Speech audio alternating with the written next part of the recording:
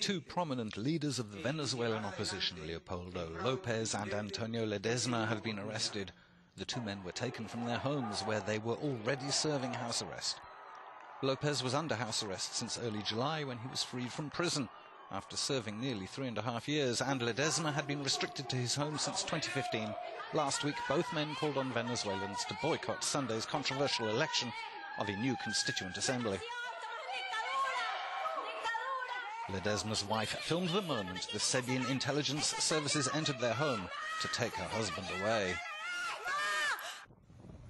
Sunday's election saw at least 10 deaths in violent clashes with security forces. The government claimed victory and a 6 million turnout. The opposition claims it was barely half of that. With parliament in the opposition's hands, there are fears President Maduro will use the assembly to sideline the uncooperative elected body.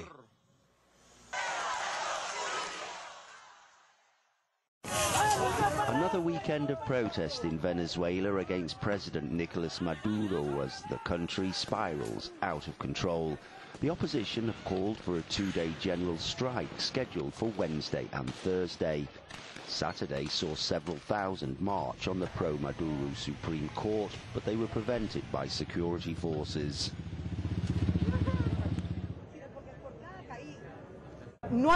I say to the Supreme Court, there is no peace without justice. That is why we are marching on the Supreme Court. The Supreme Court has to ensure that the law is respected. Demonstrators accuse the president of wrecking a potentially prosperous economy and are calling for free and fair elections to end 2 decades of socialist rule. More than 100 people have been killed and thousands injured since protests began in April.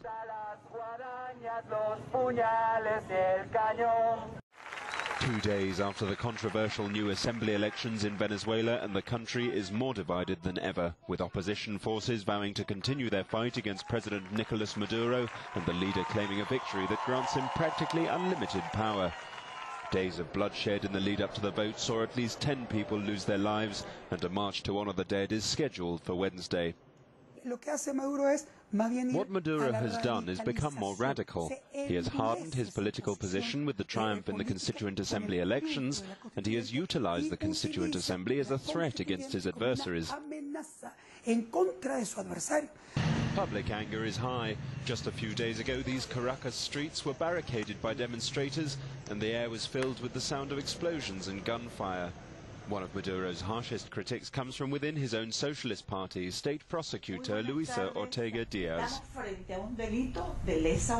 We have a crime against humanity before us, which has been committed in a sustained and systematic way since the unconstitutional call for the creation of the Presidential Constituent Assembly was made. Maduro has brushed off claims of a power grab, saying that the new assembly, which will have the power to rewrite the constitution and override Congress, is Venezuela's only chance for peace. However, the international community has largely condemned the elections, and sanctions against the country threaten to plunge its already floundering economy into the abyss. After just 10 days in his role as White House Communications Director, Anthony Scaramucci has been sacked by President Donald Trump. The move follows a tumultuous week for the outspoken former Wall Street financier, capped by an expletive-filled rant about his colleagues in a phone call to a reporter. His appointment as Director of Communications was marred by 2 high-profile resignations within the White House, with Press Secretary Sean Spicer and Chief of Staff Reince Priebus leaving their posts. The President certainly felt that Anthony's comments were inappropriate for a person in that position, and he didn't want to burden General Kelly also with that line of succession. News of Scaramucci's demise broke just hours after General John Kelly was sworn in as the new White House Chief of Staff, and reports suggest that the spin doctor was removed at Kelly's request. Trump tried to play down speculation about fighting within the White House ranks. Apparently unfazed by a hectic week, the leader chose to focus on the positives. China's president has issued an uncompromising message on defense and sovereignty. Addressing a military anniversary rally in Beijing, Xi Jinping said the Chinese people love peace but would not be bullied, a clear warning to the country's neighbors. Without mentioning any by name, he said, "We'll never be engaged in invasion and expansion, but we have the confidence to defeat all forms of invasion. We will never allow any person, any organization or any party to separate any part of Chinese land from our territory at any time in any way. We can't be expected to swallow the bitter fruit that's harmful to our sovereignty, security or development interests," he added.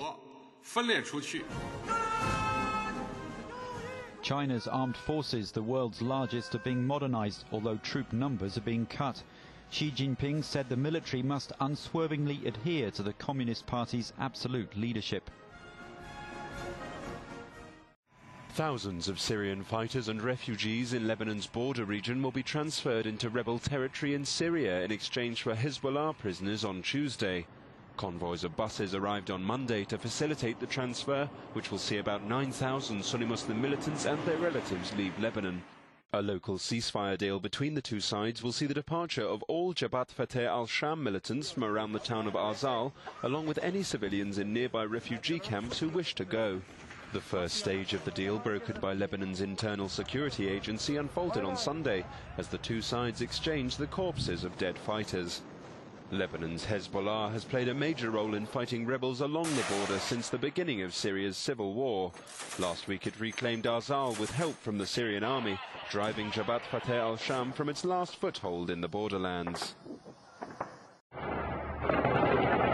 Security forces in Afghanistan have been battling with gunmen following an attack on the Iraqi embassy in Kabul. It began when a suicide bomber blew himself up at the main gate, allowing gunmen to enter the building. Militant group Islamic State have claimed responsibility for the attack. I was in my office near the area. It was around 10 or 10:30 in the morning when we heard gunfire first. Then a big explosion happened and we escaped. Iraq's chargé d'affaires was rescued from the building. 2 Afghan guards at the embassy were killed in the attack, which was suppressed by mid-afternoon.